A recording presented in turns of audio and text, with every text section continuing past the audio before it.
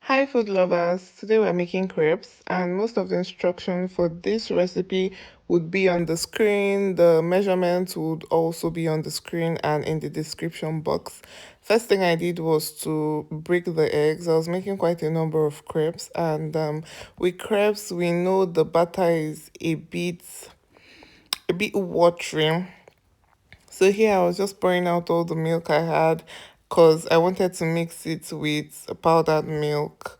And in a bowl, I put in some eggs, I put in a bit of cinnamon, sugar, groundnut oil, and then the milk, and of course, hot water. Then I went in with the flour, mixed it, tasted it, checked the texture, and I started frying it.